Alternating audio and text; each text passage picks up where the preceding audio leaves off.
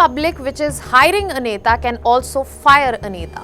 वैसे ही right to recall भी होना चाहिए। अगर देश का मतदाता अपने नेताओं को हायर कर सकता है तो वो नेताओं को फायर करने की शक्ति भी उसे मिलनी चाहिए। What is the right to recall which is being discussed in Rajya Sabha? How many countries have it? What is the scope for this right in India? And are we going to set a new precedence in the democracy? In a representative democracy like India, elections are not just important. Elections are the ones which grant legitimacy to this democracy.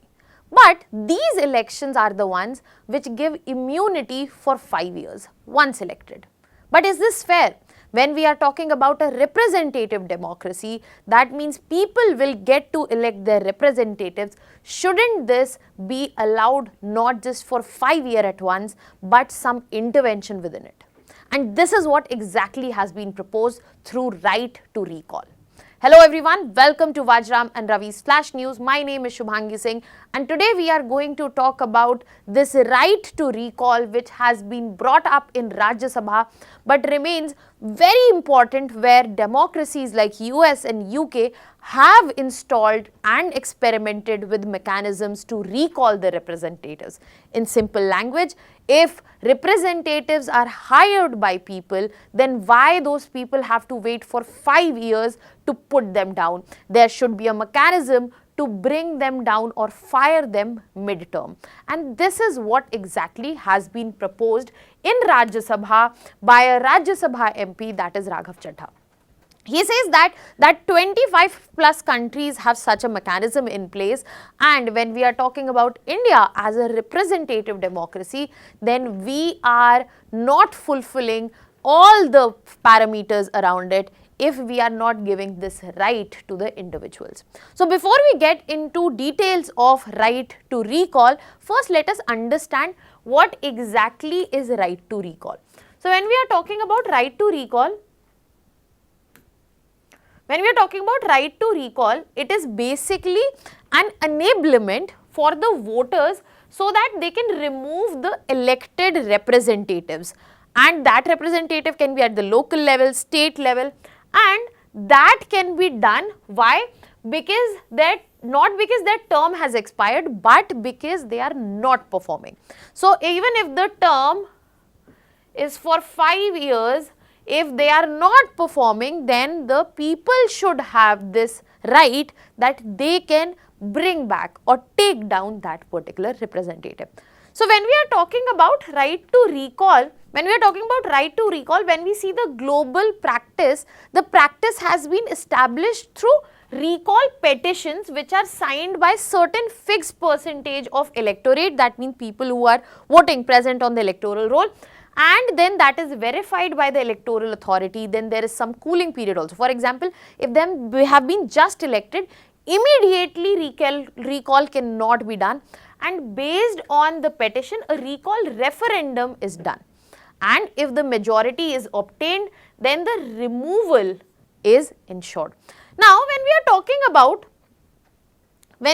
about recall itself, it is, you can understand it as a tool of direct democracy, because when we are talking about periodic accountability, that means what we see in India, the accountability is for 5 years, and that is when you get to decide as a voter. But we want to change it to continuous accountability. That means if our representative is not working in continuum, is not delivering in continuum, then he needs to be answerable, and if he is not, then recall is an option. Now when we are talking about India, does it exist in India as of now? So if we look at the broader level and the provision in the constitution, no, it does not. There is no direct provision of right to recall when we are talking about in Constitution of India, and we find that certain articles, for example Article 83 and 172, which give fixed tenure, so there is no possibility of recall. It takes away that possibility as well. Article 75, collective responsibility.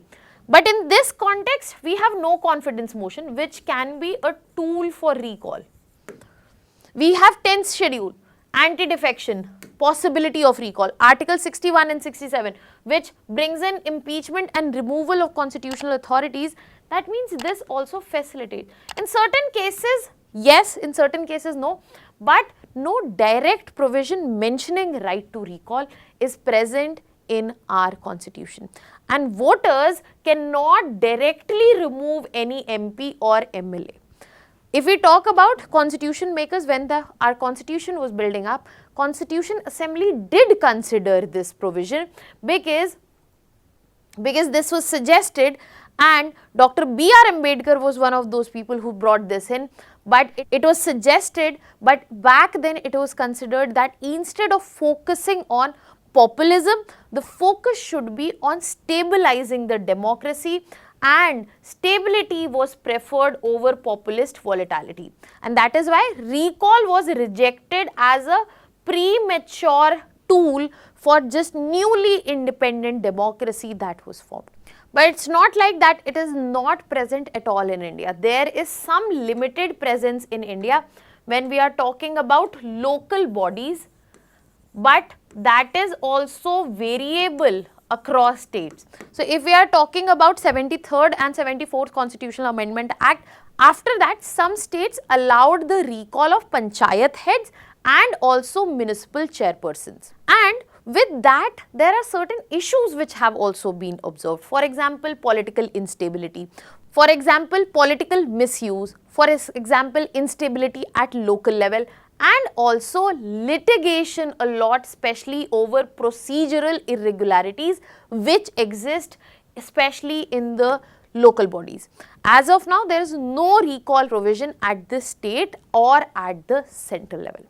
But when we look at the global landscape, this is a very prominent practice, especially when we are talking about democracies. For example, United States. This right to recall is available in many states. It is not available at the federal level, that means at the central level, but amongst the states it is available. It can be directly used for governors, mayors and legislators. This provision is available for United Kingdom. It has a proper act, Recall of MPs Act 2015, and it was brought in only for misconduct, not performance. So if there is any misconduct by member of parliament, then he can be recalled for the same. Then we have other countries as well, for example, Switzerland. In Switzerland, it is at cantonal level, and for others like Venezuela, Peru, Ecuador, Canada, Taiwan, they also have such practices. So if India would want to consider, it might be the right time when we have already completed 75 years into independence and turning mature at being representative democracy, we might need some fresh air where there is more power enabled at the citizen level, which can be brought in probably by this right to recall. So what are your thoughts on this? Do you think right to recall is something that should be considered to empower our democracy, our citizens more, or do you think it will create more instability in this regard? Furthermore, another dimension that I wanted to introduce here was about the fact that if India wants to introduce right to recall, how can it be done? Now, it is such a big change that this can be enabled only through two options. First is constitutional amendment and second is legislation.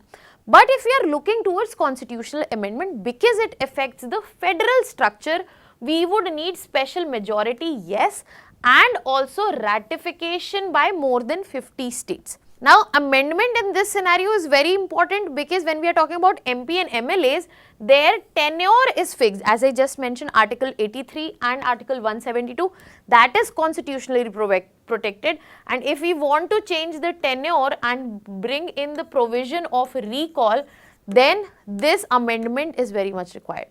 Another option that can be exercised in India would be statutory law. But this would lack the power if there is no constitutional backing to it in terms of tenure. So the first thing will definitely be amendment. Rest of the rules can come as a statutory law. For example, a proper cooling period so that recall does not happen immediately after the election.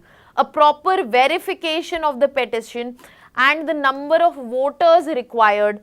A proper recall vote requirement, and also limited number of recall attempts that can be done. So these safeguards would also be required if at all we are to consider recall, right to recall in coming times.